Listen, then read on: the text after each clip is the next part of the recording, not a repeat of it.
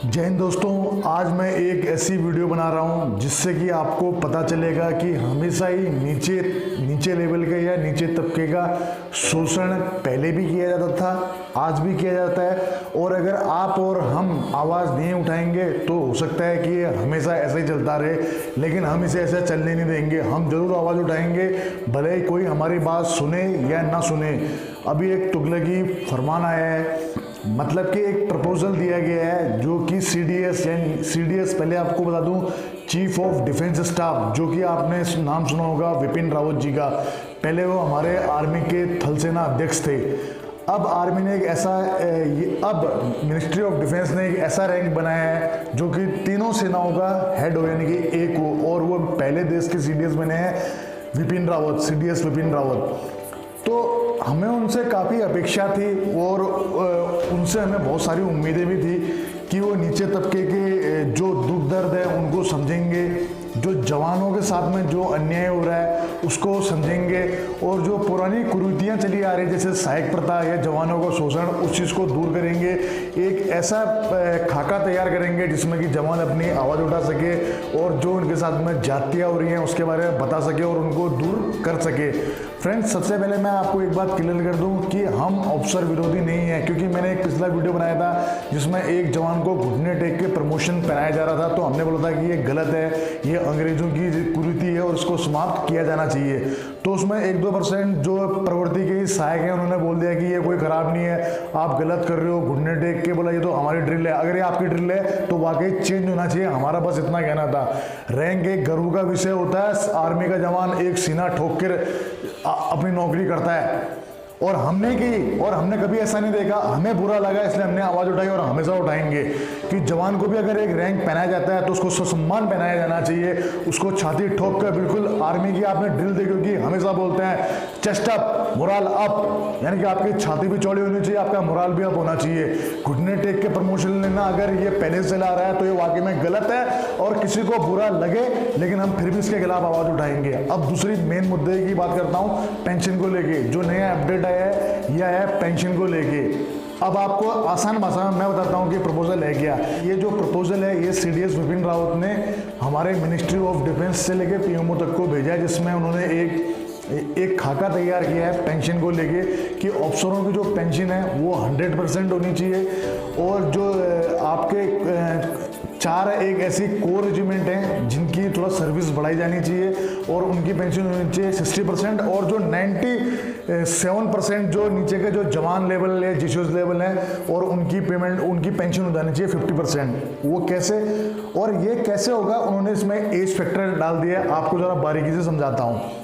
उन्होंने जो प्रपोजल रखा है उसमें क्या रखा है, 20 से 25 साल की जो सर्विस करते हैं उनको 50% पेंशन, 26 से 30 साल जो सर्विस करते हैं उनको 60%, 31 से 35 साल जो करते हैं उनको 75%, यानी कि उनको वेतन का 75% उनको पेंशन मिलेगा, और जो 35 से एबव करते हैं उनको 100% पेंशन।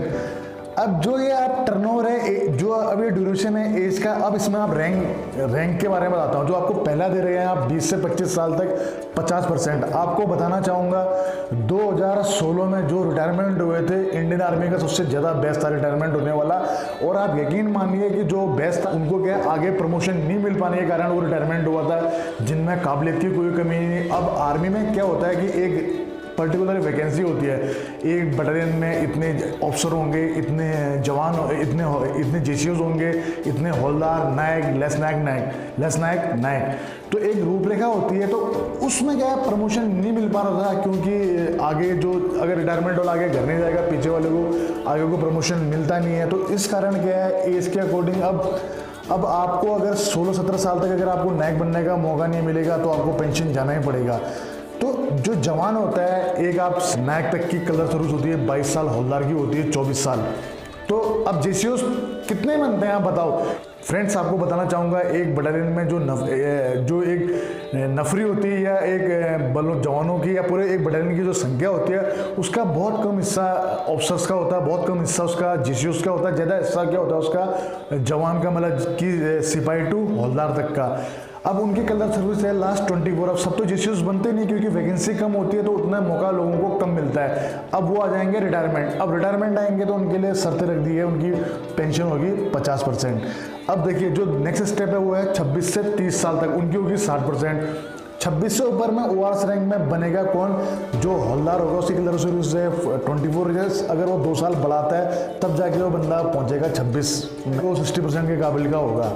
अब 31 से 35 में हमारे आते हैं जेसीयूज। अब इसमें बोल दिया कि 75% पेंशन मिलेगी। 31 से 35। अब देखिए ये इस कैटेगरी में कौन जाएगा? सिर्फ इसमें सेना के सूबेदार मेजर जाएंगे क्योंकि एक जो जेसीयूज बनता है उसकी कलर सर्विस होती है 28 साल सूबेदार की, वो 2 साल का एक्सटेंशन पीरियड लेता है तो उसकी सर्विस होती है 30 साल। अब इसमें 75% में कौन आएगा? सिर्फ सूबेदार मेजर, वो भी गिने चुने, एक बटालियन का एक सूबेदार मेजर होता है। तो आप लगा लीजिए कि कितनों को मौका मिलता है। अब जो नेक्स्ट स्टेप है जो आप देख रहे हैं 35 साल वाला, इसमें आप एक बार दिमाग से सोचिए कि 35 साल की सर्विस जवान की तो होती ही नहीं है, न जेसीयूज की होती है। वो पहले 34 साल में लास्ट जो सूबेदार मेजर होगा वो 34 में रिटायरमेंट हो जाता है। तो 35 से ऊपर में सिर्फ ऑफिसर्स आते हैं और उनके लिए प्रपोजल भेजा गया है फुल पेंशन का। अभी बता देता हूँ, एक जवान 17 से लेके 18 साल नौकरी करके आता है तो उसकी पेंशन है 22,000 रुपये, यानी कि वो 50% अपना मूल वेतन का पेंशन पाता है। लेकिन यही अगर एक ऑफिसर्स की बात करें तो लेफ्टिनेंट कर्नल अगर 35 साल नौकरी करते हैं तो उनकी पेमेंट जो उनकी पेंशन स्टार्ट होती है 90,000 से। अब देख लीजिए कि क्या फ़र्क है एक जवान और एक ऑफिसर्स में। अब आप बोलेंगे कि नहीं ऑफिसर्स की क्वालिटी होती है, पढ़ाई ज़्यादा होती है। मैं बोलता हूँ अभी आप लोग जीडी की क्राइटेरिया देखते होंगे, आपको पता है कि क्लर्क का क्राइटेरिया क्या है? 60%, यानी कि अगर आप एक अधिकारी बनना चाहें तो आपके लिए परसेंटेज की कोई बाध्यता नहीं है। लेकिन आप एक क्लर्क बनना चाहें तो आपको 12वीं में 60% नंबर लाने होंगे और हर एक सब्जेक्ट में 50% से एबव। अब आजकल पहले जैसी तो फौज रही नहीं, आजकल सारे पढ़े लिखे सब मैच्योर्ड आते हैं। लेकिन उसके बाद में भी देखो पुरानी कुछ कुरीतियाँ हैं, आज भी देखो भेदभाव है। जो नया प्रपोजल है ये भेदभाव है। इसके लिए हम जो भूतपूर्व सैनिक हैं या जो हमारे सारे सभी जवान हैं, सब लोगों ने बोला कि आप वीडियो बनाते हो, आप इस माध्यम से थोड़ा सा अपनी बातों को आगे रखिए। और हम लोग भी ईमेल से लेटर लिखते हैं, सरकार को इस ओर ध्यान अवगत कराते हैं। तो फ्रेंड्स उसी दिशा में मेरा एक कदम है। अगर आप लोग साथ दें, अगर आप लोग सोचें कि हाँ ये गलत हो रहा है, तो अगर आप लोग वीडियो शेयर करें तो शायद हो सकता है हमारी बात रक्षा मंत्रालय तक पहुँचे।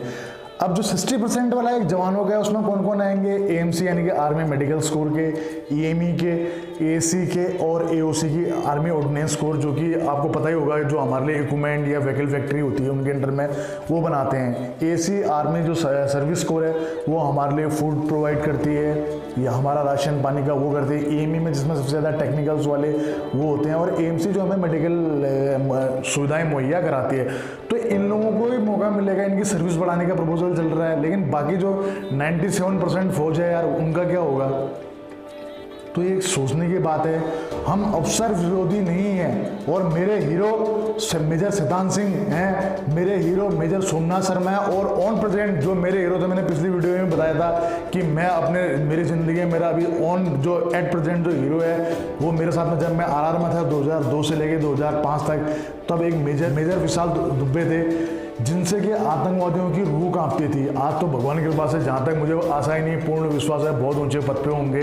लेकिन वो हमारे रियल हीरो थे क्योंकि उनसे हमें बहुत सीख मिलती थी, उनसे हमें जज्बा मिलता था, जोश मिलता था, जुनून मिलता था। लेकिन ये तो गलत है यार। टीवी डिबेट में देख लो जवानों की कोई बातें नहीं होती, बातें होती है, किसी जवान को टीवी डिबेट में नहीं बोला जाता है। अगर पेमेंट जब बात होती है वेतन को लेकर कोई असंगतियाँ होती है तो उनके लिए जो कमीशन होता है उसमें जब पक्ष रखा जाता है उसमें किसी जवान को नहीं बुलाया जाता। अब थोड़ा सा हमें इस ओर बदलना पड़ेगा और ये चीज़ें तभी बदलेंगी जब आप लोग साथ दोगे, सहयोग दोगे। फ्रेंड्स मेरी बातों को दिल से समझिए। कौन नहीं चाहता बताओ कि पुरानी कुरीतियों का नाश हो, जो अंग्रेजों के टाइम पे चली आ रही है, वो जो गंदी चीज़ें उनका नाश हो। हम भी ऑफिसर्स का हम हमेशा सम्मान करते आए हैं, करते रहेंगे। हमारे चैनल में भी रॉयल सोल्जर हैं, हम उनसे काफ़ी वो करते हैं और उनके उसमें कमेंट्स करते हैं, हम उनकी वीडियो देखते हैं, एक दूसरे के साथ में शेयर करते हैं। तो ऐसा नहीं है कि ऑफिसर्स नहीं है, बस हम बुरी चीज़ों के खिलाफ हैं और बुरी चीज़ों के खिलाफ अगर गलत किसी को लगता है तो लगे, लेकिन हम आवाज़ जरूर उठाएंगे। आप लोग भी सहयोग करें। जय हिंद, जय भारत, वंदे मातरम, भारत माता की जय।